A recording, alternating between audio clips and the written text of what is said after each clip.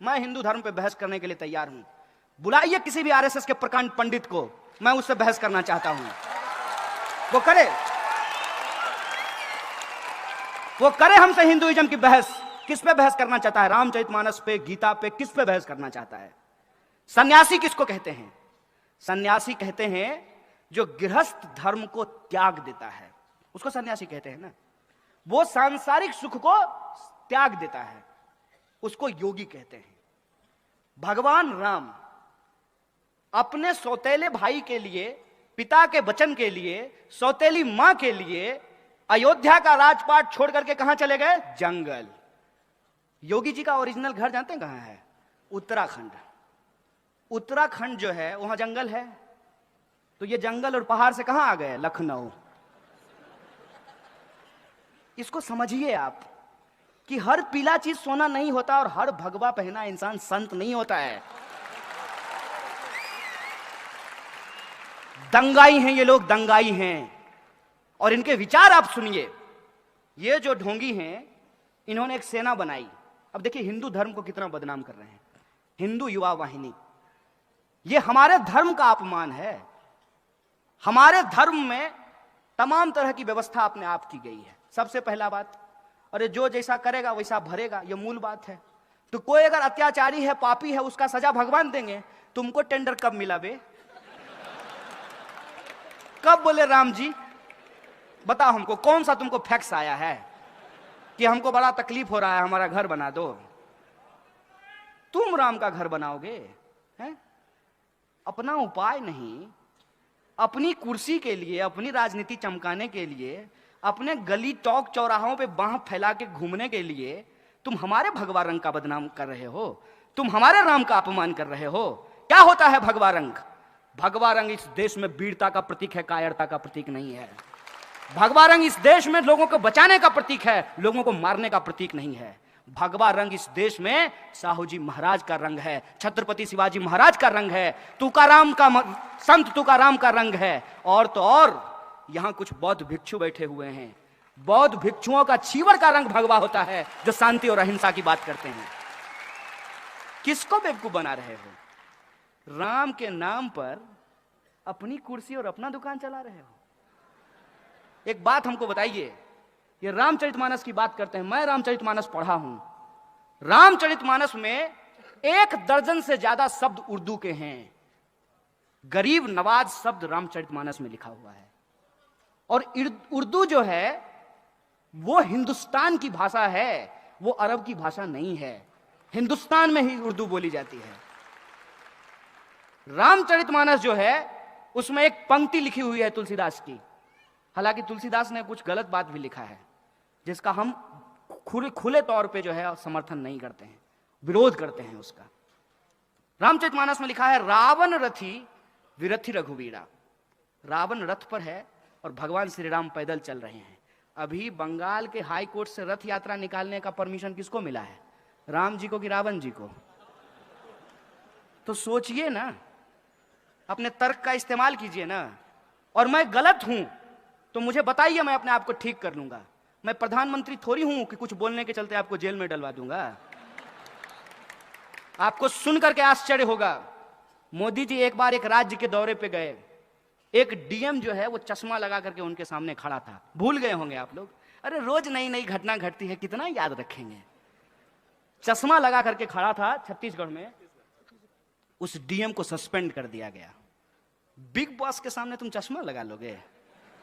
अब आप सोच के देखिए, आप नौजवान हैं, आप यूपीएससी करना चाहते हैं, आप महाराष्ट्र पीसीएस का एग्जाम पास करना चाहते हैं, और ऐसा आदमी जो अभी तक अपना डिग्री नहीं दिखाया है, उसके सामने आप चश्मा लगा लें तो आपको नौकरी से निकाल दिया जाएगा। आप ऐसा भारत चाहते हैं क्या? हमने ऐसे भारत की कल्पना की थी क्या? लोगों ने 2014 में मोदी जी को इसी बात के लिए वोट दे दिया था। 2014 में मोदी जी को वोट विकास के लिए दिया गया, अच्छे दिन के लिए दिया गया, करप्शन पर कार्रवाई करने के लिए दिया गया, महंगाई को कम करने के लिए दिया गया, किसानों की आत्महत्या को रोकने के लिए दिया गया। कौन सा एक काम है जो सरकार ने किया हो और हम लोग उसको स्वीकार नहीं कर रहे हो? आप ही हमको बता दीजिए। क्या इस देश में किसानों की आत्महत्या रुक गई? और क्या किया गया किसानों के लिए? कोई स्टेप भी अगर लिया गया होता तो हम मान लिए होते। जो योजना को ये गला फाड़ फाड़ करके बताते हैं उज्ज्वला योजना, उसकी हकीकत क्या है? हकीकत यह है कि जो लोग गैस सिलेंडर लिए हैं उस योजना के तहत दोबारा उसको भरवा नहीं पा रहे हैं, उसका रिफिल नहीं करवा पा रहे हैं। 400 का सिलेंडर 1100 में मिलने लगेगा तो आप कहां से भरवाएंगे? आप हमको बता दीजिए तो। इस देश के कितने परिवार हैं जो 1100 का गैस सिलेंडर भरवा सकते हैं? और सामने से आदमी जिसको आप प्रधानमंत्री कहते हैं, वो सामने से झूठ बोल रहा है और आपको कह रहा है कि पकौड़ा बेचना रोजगार है। आप लिखिए, my views are not political, apolitical. ये सवाल समझ में नहीं आएगा। इनको एक मिनट के लिए छोड़िए, आप अपने दिल पे हाथ रख करके हमको बताइए कि आपका अच्छा दिन आ गया। तब आप कैसे कहते हैं मोदी जी बढ़िया आदमी है? और जब हम मोदी जी पे सवाल पूछते हैं तो कहते हैं कि मोदी जी का विरोध करने के अलावा आपके पास कोई काम नहीं है। हम बोले हम इतना निकम्मा हैं कि एक निकम्मा प्रधानमंत्री का विरोध करने का अपने आप को अपना काम समझे हम? ये हमारा काम नहीं है और ना मैं ये काम कर रहा हूं। हम लोगों को एक बात समझनी होगी कि हमारे इर्द गिर्द जो चीजें हो रही हैं वो अपने आप नहीं हो रहा है, उसके पीछे एक कारण है। हर कारण का एक परिणाम होता है, हर परिणाम का एक कारण होता है। उस बात को जब आप समझेंगे तो आप भी मेरी तरह परेशान हो जाएंगे। आपको सोच सोच करके आश्चर्य लगेगा कि इस देश में हो क्या रहा है और क्यों हो रहा है। जब आप इस बात पे विचार करेंगे कि इस देश में संविधान खतरे में कैसे है, तो आपको यह सच चारों तरफ दिखने लगेगा। और मैं साधारण उदाहरण से आपको एक बात बता देता हूं। हाथ आगे करके जिस संविधान की प्रस्तावना को, उद्देशिका को आपने पढ़ा है, उसके शब्द पे आपने कभी गौर फरमाया है? उसके शब्द क्या कहते हैं? उसके शब्द कहते हैं हम भारत के लोग। समाज में क्या होता है? महार है, मातंग है, दलित है, ओबीसी है, धनगर है, मराठा है, ब्राह्मण है, चितपावन है, मैथिल है, बिहारी है, मराठी है। क्या होता है? उद्देशिका क्या कहती है? We the people of India, हम भारत के लोग। फिर भी आपको लगता है कि संविधान खतरे में नहीं है। और संविधान की उसी प्रस्तावना के मूल्य क्या हैं कि आप चाहे हिंदू हो या मुसलमान हो, सिख हो या ईसाई हो, बुद्धिस्ट हो या जैनी हो, या आप किसी धर्म को नहीं मानते हो, लेकिन आपका अधिकार किसी और दूसरे भारतीय के अधिकार के बराबर है। यह आपको आपका संविधान अधिकार देता है। महिला हो कि पुरुष हो, काला हो कि गोरा हो, मोटा हो कि पतला हो, हमारा वोट बराबर है। यह अधिकार आपको आपका संविधान देता है। और पिछले सालों में इस देश में क्या हुआ है उस पर गौर फरमाना जरूरी है। जिस उत्तर प्रदेश का हम लोग अभी जिक्र कर रहे हैं, जिस उत्तर प्रदेश के मुख्यमंत्री हैं अजय सिंह बिष्ट, यही है ना? कहते क्या है अपने आप को? तो जो अपना नाम बदल लिया हो उसको शहर का नाम बदलने में मजा आएगा कि नहीं आएगा? बहुत स्वाभाविक बात है।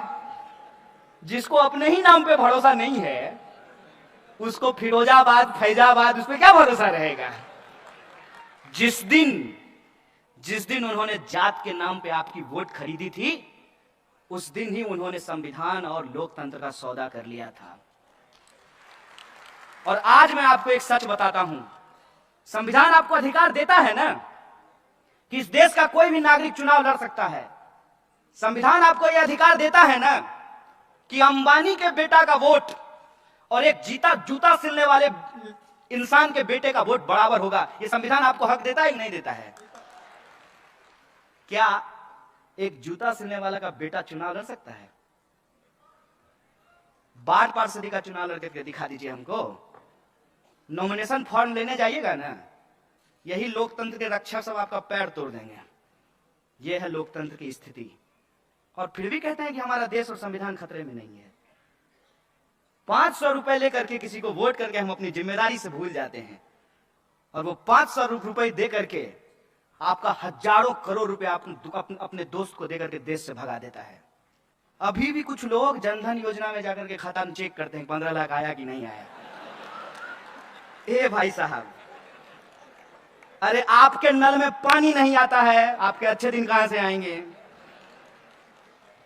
आपके पड़ोस में साफ सफाई नहीं होती है, आपके खाते में 15 लाख रुपए कहां से आएंगे? फिर भी एक सपना था, पहली पहली बार मुदिए, दिल गया हार मुदिए। होता है, कोई चीज अगर आपके सामने इस तरह से बेची जाएगी तो आप खरीद ही लेंगे।